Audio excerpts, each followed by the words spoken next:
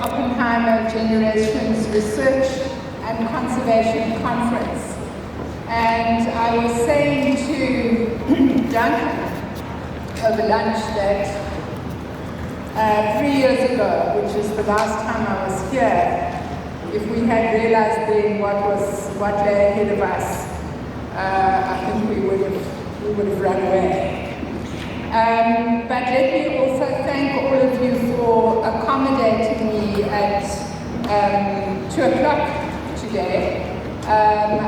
You may know that I returned from Kinshasa in the early hours of this morning. I was attending the pre-COP27 meeting in the Democratic Republic of the Congo, and I don't think I was going to make a lot of sense at 9 o'clock this morning. Ladies and gentlemen, I know that this audience understands more than others the crisis confronting our natural world, and indeed the future of humanity as we know it. Climate change, biodiversity loss, and pollution threaten the environment on which we depend and weaken our social and economic systems. Concern, as we know, for the environmental crisis is no longer confined to multilateral institutions and non-government organizations.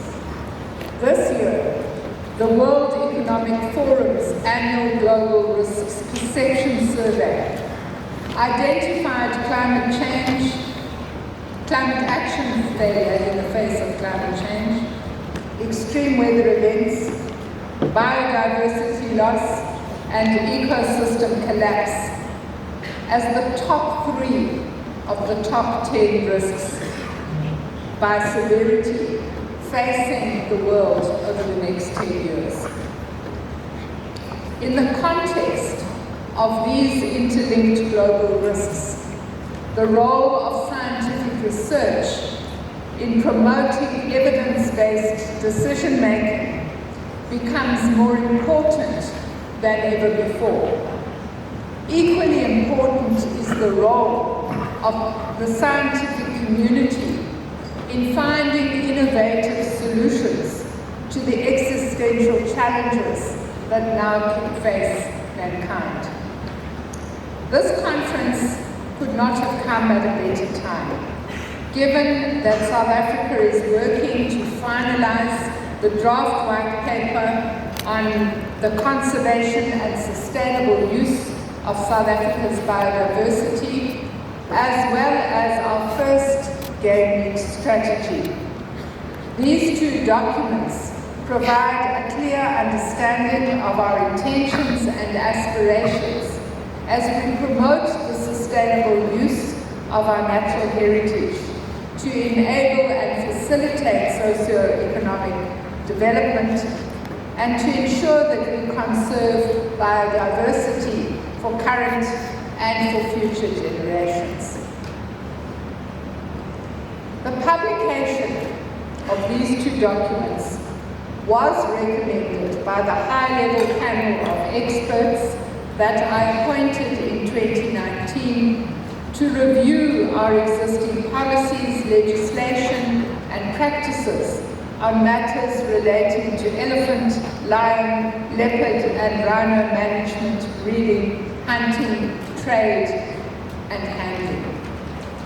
Among the many findings of the panel was that despite having a range of biodiversity and sustainable legislation and policies, biodiversity loss continues to threaten the health of our ecosystems and the survival of species, resulting in negative impacts on both livelihoods and the economy.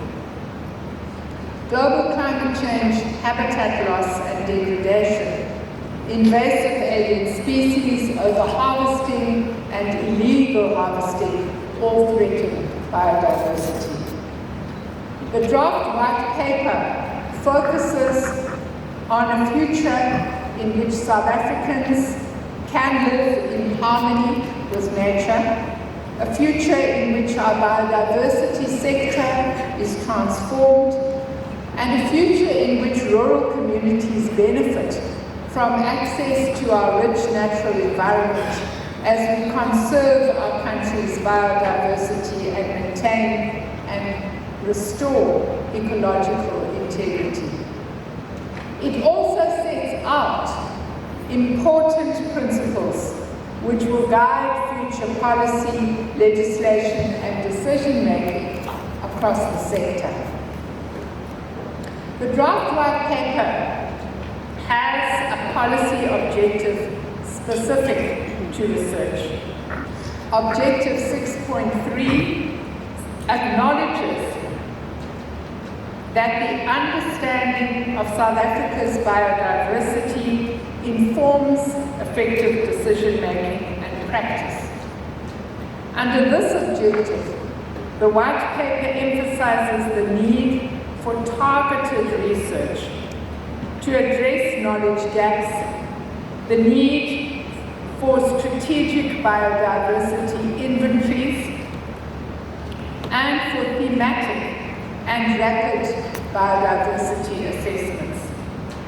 This recommendation supports the findings of the earlier 2018 biodiversity assessment, which emphasized the importance of long-term monitoring of specific species and biodiversity at specific sites to ensure long-term survival of both ecosystems and the species themselves. The white paper emphasizes the importance of research and inventory partnerships, as well as broader collaboration and the removal of barriers and impediments to effective biodiversity research, such as inappropriate permitting requirements. Furthermore, the white paper highlights the value of indigenous and traditional knowledge and practices, providing localized solutions to biodiversity conservation and sustainable use, and the need for this traditional knowledge and practice to inform biodiversity policy development and decision-making. Much more research is needed in this regard, and I would ask, amongst those of you who lead academic institutions, that you find ways to prioritize it amongst your master's and doctoral students.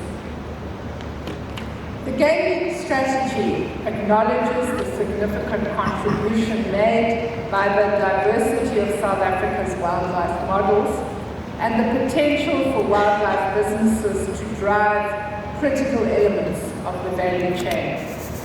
Importantly, the strategy recognizes the need to improve on the status quo with behavioral change that will create win-win solutions. The strategy aims to move the industry from an informal state towards larger commercial ventures that can provide for economies of scale. Recognizing the imperative for transformation, the strategy identifies opportunities for community-based enterprises to drive rural socio-economic development, and there are also high barriers to entry which would need to be addressed. Now, ladies and gentlemen, as we emerge from the COVID-19 pandemic, it is important to note and track the implementation of the One Health concept, which focuses on the consequences, responses, and actions of human-animal ecosystem interface. Our approach recognizes the increase in emerging and endemic zoonosis and the burden that this places on the developing world with major societal impacts in resource-poor settings. Just as important is antimicrobial research and food safety. Interdisciplinary collaboration is at the heart of the One Health concept, and we must look at the lessons learned from the COVID-19 pandemic so that we plan better.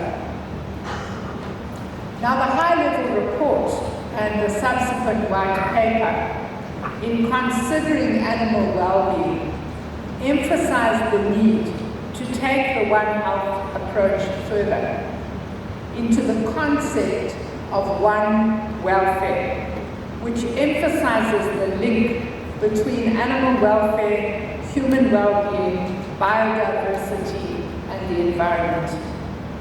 This is a new area for our department, arising from the Nenda Bill, and we encourage academics to undertake research in this regard and inform the development and implementation of processes.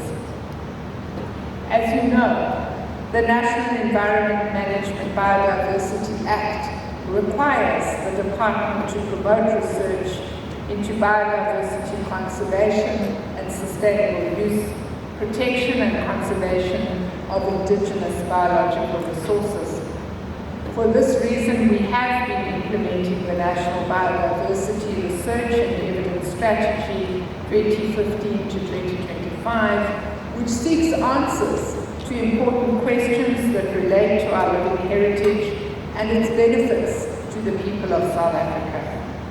Our department hosts an annual indaba in this regard, and researchers are encouraged to link with us and participate in the translation of your research into practical actions.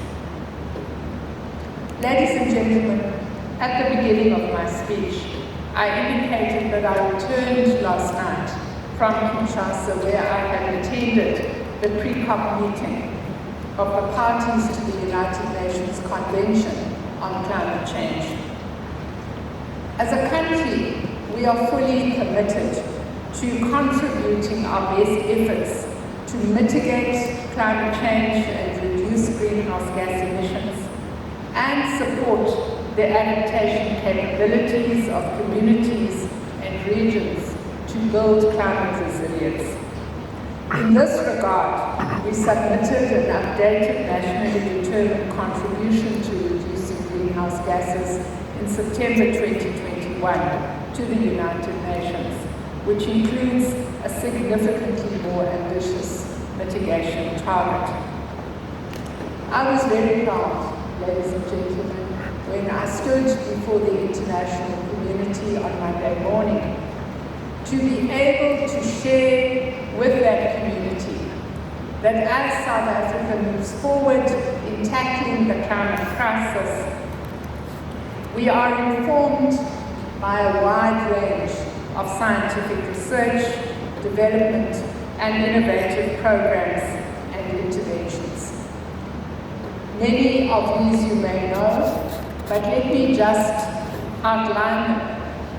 Firstly, there is the Global Change Research Plan and its associated programs and interventions, our Marine and Arctic Strategy, the South African Risk and Vulnerability Atlas, Water and Waste Roadmaps, Indigenous Knowledge Systems, Earth observation work under the Space Science Sub-Program, the Hydrogen and Fuel Cell Technology Development Process under the Hydrogen Society Roadmap, the detailed mapping of renewable energy resources via wind and solar atlases, the Advanced Battery Energy Storage Initiative, the multiple programs on moving towards a circular economy, and finally, the strong focus that we have on research on water resources.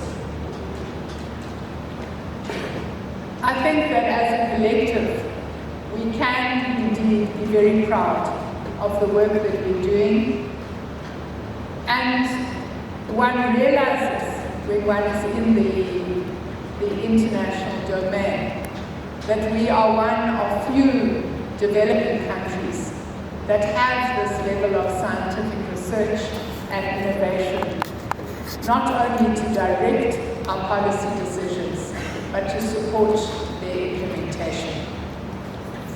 And so when I looked at your program for the next 2 days, I was heartened to see that topics such as biodiversity loss, reintroduction of critically endangered species, landscape ecology, climate change, and wildlife economies will be covered during this conference, as these are not only central but also aligned to our future vision for a prosperous nation living in harmony with nature.